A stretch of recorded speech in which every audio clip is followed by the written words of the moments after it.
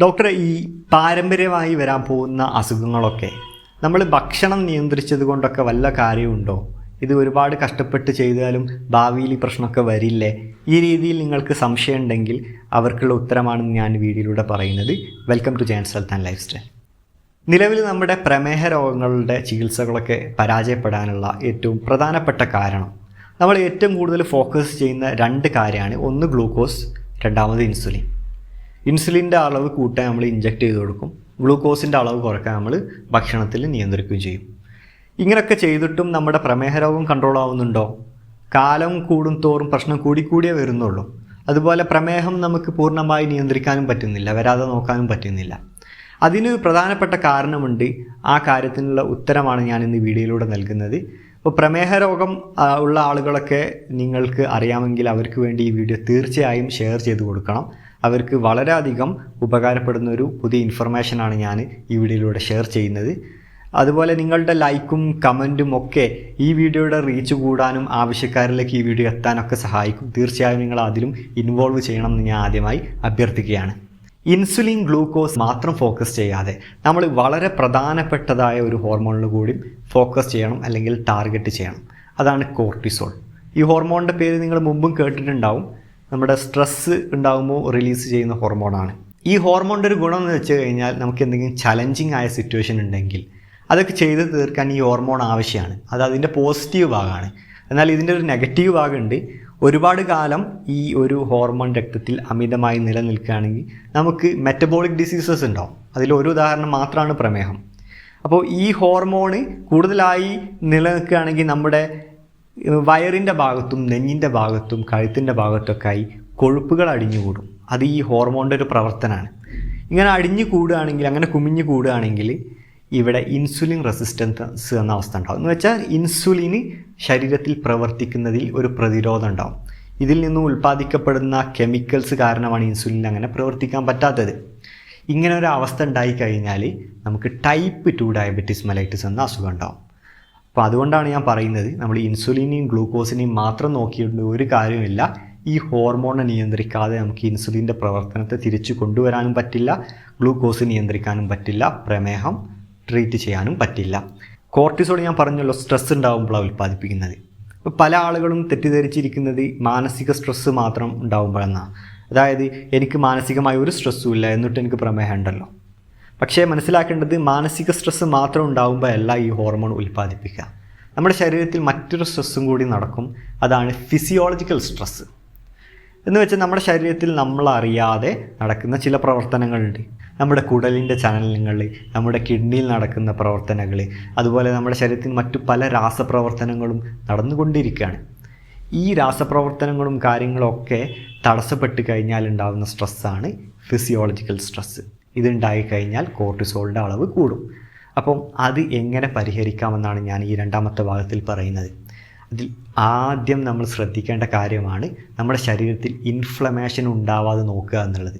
എന്താണ് ഈ inflammation? Inflame, അതായത് തീയുമായിട്ടാണ് ഇത് ബന്ധപ്പെടുന്നത്. നമ്മുടെ ശരീരത്തിൽ ഒരു തീജ്വാല ഉണ്ടാകുന്ന അതേ അവസ്ഥ എന്ന് വെച്ച് കഴിഞ്ഞാൽ ശരീരത്തിൽ ഹീറ്റാവുന്ന റിയാക്ഷൻസ് നടക്കുക, അല്ലെങ്കിൽ ശരീരത്തിൻ്റെ പല ഭാഗത്ത് ചുവപ്പ് നിറത്തിൽ കളർ ഉണ്ടാകുന്ന റിയാക്ഷൻസ് നടക്കുക, ഇറിറ്റേഷൻസും കോശങ്ങളൊക്കെ നശിപ്പിക്കുന്ന തരത്തിലുള്ള റിയാക്ഷൻസ് നടക്കുക. ഈ റിയാക്ഷൻസ് വരാതെ നോക്കുക എന്നുള്ളത് പ്രധാനപ്പെട്ടതാണ്. പൊതുവെ നമ്മളത് നോട്ടീസ് ചെയ്യാറില്ല. നമുക്ക് ചൊറിച്ചിലും ചില ഭാഗത്ത് തടിപ്പും ഒക്കെ ആയിട്ടേ നമുക്ക് തോന്നാറുള്ളൂ. പക്ഷേ ഈ കാര്യം നമ്മൾ വരാതെ നോക്കണമെന്നുണ്ടെങ്കിൽ ചില കാര്യങ്ങൾ നമുക്ക് ശ്രദ്ധിക്കണം. അതിൽ ഒന്നാമത്തേതാണ് നമ്മൾ ഹൈലി ഷുഗറി ആയിട്ടുള്ള ആഹാരം കഴിക്കാതിരിക്കുക എന്നുള്ളത്. ഇപ്പോൾ ഹൈലി ഷുഗറി ആയിട്ടുള്ള പഞ്ചസാര, നമ്മൾ കൂൾ ഡ്രിങ്ക്സുകളൊക്കെ കഴിക്കുമ്പം ഇത് ഈ ഇൻഫ്ലമേഷൻ കൂട്ടും. ഇൻഫ്ലമേഷൻ കൂട്ടുന്ന രണ്ടാമത്തെ കാര്യം എന്ന് വെച്ചാൽ നമുക്ക് ആൻറ്റി ഇൻഫ്ലമേറ്ററി ആയിട്ടുള്ള ആഹാരം നമ്മൾ അധികം കഴിക്കാതെ നിൽക്കുന്നതുകൊണ്ട് നമുക്ക് vitamin C, vitamin A, vitamin E ഒക്കെ ആൻറ്റി ഇൻഫ്ലമേറ്ററി ആയി പ്രവർത്തിക്കുന്ന വൈറ്റമിൻസാണ്. ഇത് ആവശ്യത്തിന് നമ്മുടെ ശരീരത്തിന് കിട്ടിയില്ലെങ്കിൽ അവിടെ ഇൻഫ്ലമേഷൻ കൂടും. ഇത് അടുത്ത പ്രധാനപ്പെട്ട കാര്യമാണ്. മറ്റൊന്നാണ് ശരീരത്തിൽ കുമിഞ്ഞു കൂടുന്ന മാലിന്യങ്ങൾ. ഇത് പുറം തള്ളണമെന്നുണ്ടെങ്കിൽ നമ്മുടെ മൂത്രത്തിലൂടെയും വിയർപ്പിലൂടെയും നമ്മുടെ മലത്തിലൂടെയൊക്കെയാണ് സാധിക്കുന്നത്. അപ്പോൾ മലബന്ധം നല്ല രീതിയിൽ പോവാതിരിക്കാനോ വിയർപ്പോ നല്ല രീതിയിൽ ഉൽപ്പാദിപ്പിക്കാതിരിക്കാനൊക്കെയുള്ള അവസ്ഥ ഉണ്ടാവാറുണ്ട്. പ്രത്യേകിച്ച് വെള്ളം കുടിക്കാതിരിക്കുന്ന സമയത്തൊക്കെയാണ് ഇത് കൂടുതൽ സംഭവിക്കാം. അപ്പം ആവശ്യത്തിന് വെള്ളം കുടിക്കുക എന്നത് ഇമ്പോർട്ടൻ്റ് ആണ് ശരീരത്തിലെ ഇൻഫ്ലമേഷൻ കുറയ്ക്കാൻ വേണ്ടി. അപ്പോൾ തീ അണക്കുന്ന ഇഫക്റ്റാണ് നിങ്ങൾ വെള്ളം കുടിക്കുമ്പോൾ. ദിവസവും 2 മുതൽ 3 ലിറ്റർ വരെ വെള്ളം നിങ്ങൾ കുടിച്ചാൽ മാത്രമേ ഈ രീതിയിൽ നിങ്ങൾക്ക് ഗുണപ്പെടുകയുള്ളൂ. പിന്നെ മൂന്നാമത്തതാണ് മലബന്ധം വരാതിരിക്കുക എന്നുള്ളത്. മലബന്ധം വരാതിരിക്കാൻ വേണ്ടി 4 കാര്യം ഞാൻ നിങ്ങൾക്ക് പറഞ്ഞുതരാം. ഒന്നാമത് നല്ല കൊഴുപ്പടങ്ങിയ ആഹാരം കഴിക്കാം. നല്ല കൊഴുപ്പ് എന്ന് പറഞ്ഞാൽ അത് നിങ്ങൾക്ക് വേണമെങ്കിൽ 1 ടീസ്പൂൺ വെളിച്ചെണ്ണ ദിവസം കഴിക്കാം, അല്ലെങ്കിൽ ഒലീവ് ഓയിൽ കഴിക്കാം, അല്ലെങ്കിൽ ഈ വാൾനട്ട് ബദാം പോലുള്ള നട്ട്സിലൂടെ നല്ല ഓയിൽ നിങ്ങൾക്ക് കിട്ടും. അതുപോലെ നിങ്ങൾക്ക് നല്ല ഫിഷുകളിലും നല്ല ഓയിലുകൾ കിട്ടാറുണ്ട്. എന്നാൽ നിങ്ങൾ റിഫൈൻഡ് ആയിട്ടുള്ള വെജിറ്റബിൾ ഓയിലുകളൊന്നും ഉപയോഗിക്കരുത്. 1-2 തവണ കുക്ക് ചെയ്ത ഓയിലുകളൊക്കെ മാക്സിമം ഒഴിവാക്കുക. ബേക്കറി പലഹാരങ്ങളൊക്കെ മാക്സിമം ഒഴിവാക്കുക. ഇതിലൊക്കെ ചീത്ത ഓയിലുകളുണ്ട്. ഈ ഓയിലുകൾ നിങ്ങളുടെ പ്രശ്നം കൂട്ടുകയേ ചെയ്യുള്ളൂ. അടുത്തത് നമ്മൾ പച്ചക്കറികളും പഴങ്ങളും നന്നായി കഴിക്കുക. കാരണം അതിൽ നല്ല രീതിയിൽ നാരുകൾ ഉണ്ടായതുകൊണ്ട് നമ്മുടെ ഈ മലം നല്ല രീതിയിൽ ബൾക്കിയാകും. അതുവഴി നമുക്ക് നല്ല രീതിയിൽ ശോധന ലഭിക്കാൻ സഹായിക്കും. മൂന്നാമത്തേത് നല്ല രീതിയിൽ വ്യായാമം ചെയ്യുക. കാരണം നമ്മുടെ മലബന്ധം വരാതിരിക്കണമെങ്കിൽ നമുക്ക് നല്ലൊരു ഹോർമോൺ ആവശ്യമുണ്ട്. അതാണ് സെറോട്ടോണിൻ. ഈ ഹോർമോൺ നമ്മുടെ കുടലിലാണ് ഉൽപ്പാദിപ്പിക്കുക. കുടലിൻ്റെ പ്രവർത്തനമൊക്കെ നിയന്ത്രിക്കുന്ന ഈ ഹോർമോൺ നമുക്ക് വ്യായാമം ചെയ്താലാണ് കൂടുതലായി ഉൽപ്പാദിപ്പിക്കുക. നാലാമത്തേത് നല്ല രീതിയിൽ വെള്ളം കുടിക്കുക എന്നുള്ളത് ഇമ്പോർട്ടൻ്റ് ആണ്. അത് എന്താണ് നമ്മുടെ മലത്തെ ലൂസാക്കാനും നമ്മുടെ ശോധന ഇമ്പ്രൂവ് ആക്കാനും സഹായിക്കും. ഇനി അടുത്ത 4ാമത്തെ കാര്യമാണ് നമ്മുടെ ശരീരത്തിൻ്റെ ഫിസിയോളജിക്കൽ സ്ട്രെസ്സ് കുറയ്ക്കാനുള്ളത്. അതാണ് പ്രോബയോട്ടിക് ആയിട്ടുള്ള ആഹാരം കഴിക്കുക എന്നുള്ളത്. നമ്മുടെ ശരീരത്തിലെ ഇമ്മ്യൂണിറ്റിയെയും നമ്മുടെ മാനസിക സമ്മർദ്ദത്തെയും മറ്റു തരത്തിലുള്ള റിയാക്ഷൻസിനെയൊക്കെ ഇൻഫ്ലമേഷനൊക്കെ കൺട്രോൾ ചെയ്യാൻ ശേഷിയുള്ള നല്ല ബാക്ടീരിയകളെ പറയുന്ന പേരാണ് പ്രോബയോട്ടിക്കുകൾ. ഈ ബാക്ടീരിയകളുടെ അളവ് കുറഞ്ഞാൽ നമ്മുടെ ശരീരത്തിൽ ചീത്ത ബാക്ടീരിയകളും ഫംഗസുകളും എല്ലാം വളരും.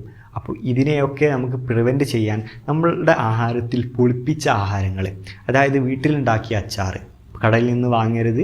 അതിൽ പ്രിസർവേറ്റീവ് അടങ്ങിയത് കൊണ്ട് ഈ ബാക്ടീരിയകളെല്ലാം നശിച്ചു പോകും. അപ്പോൾ പുളിപ്പിച്ച ആഹാരങ്ങൾ കഴിക്കുക. ഈ തൈര്, മോര്, യോഗേർട്ടിലൊക്കെ നല്ല രീതിയിൽ പ്രോബയോട്ടിക്കുകൾ, നല്ല ബാക്ടീരിയകൾ കിട്ടും. അതുപോലെ ഇഡ്ഡലി, ദോശയിലും ചെറിയ അളവിൽ നിങ്ങൾക്ക് പ്രോബയോട്ടിക്കുകൾ കിട്ടും. ഇത് കഴിച്ചാൽ മാത്രം പോരാ, അവർക്ക് വേണ്ടിയിട്ടുള്ള ആഹാരം കൂടി നമ്മൾ നൽകണം. അതാണ് പ്രീബയോട്ടിക്കുകൾ.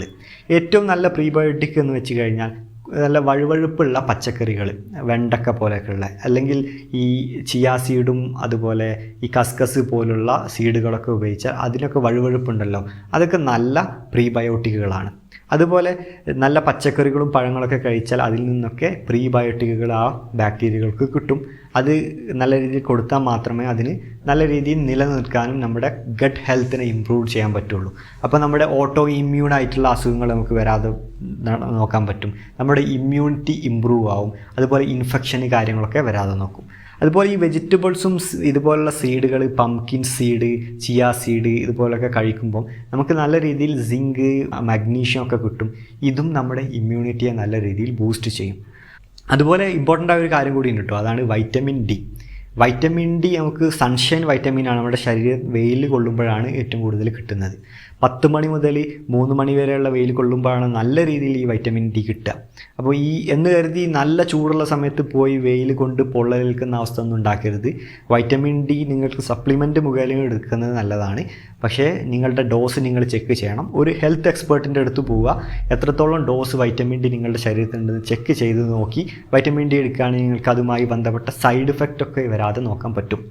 ഇനി ഈ ഫിസിയോളജിക്കൽ സ്ട്രെസ് മാത്രം നിയന്ത്രിച്ചാൽ പോരാ. ഈ കോർട്ടിസോളിനെ നിയന്ത്രിക്കാൻ നമ്മുടെ മാനസികമായ സമ്മർദ്ദങ്ങളെയും നിയന്ത്രിക്കണം. കാരണം ഇന്ന് നമ്മളെല്ലാവരും ഏർപ്പെട്ടിരിക്കുന്നത് ശാരീരിക അധ്വാനമുള്ള ജോലികളിലല്ല, പകരം നമ്മൾ ഏറ്റവും കൂടുതൽ ഏർപ്പെട്ടിരിക്കുന്നത് മാനസിക അധ്വാനമുള്ള ജോലികളാണ് കൂടുതൽ ആളും ഏർപ്പെട്ടിരിക്കുന്നത്. അപ്പം മാനസികമായ പ്രശ്നങ്ങളെ, മാനസിക സമ്മർദ്ദങ്ങളെ, മാനസിക വ്യതിചലനങ്ങളെ നമ്മൾ നിയന്ത്രിക്കുക എന്നുള്ളത് വളരെ വളരെ ഇമ്പോർട്ടൻ്റ് ആണ്. അപ്പോൾ എല്ലാ ദിവസവും നിങ്ങൾ മോർണിംഗും ഈവനിങ്ങും ചെയ്യാൻ പറ്റുന്ന ഒരു കാര്യം ഞാൻ പറഞ്ഞുതരാം. നിങ്ങൾ തനിച്ചൊരു റൂമിൽ ഇരുന്നുകൊണ്ട് വളരെ പതിയെ ഇരുന്ന് നിങ്ങളുടെ ശ്വാസം എത്ര വേഗത്തിലാണ് ഉള്ളിലോട്ട് പോകുന്നത്, എത്ര വേഗത്തിലാണ് നിങ്ങൾ വിടുന്നത്, എന്താണ് അതിൻ്റെ റിതം എന്ന് 1 മിനിറ്റ് നിങ്ങൾ വെറുതെ ഇരുന്ന് ഒബ്സർവ് ചെയ്യാം.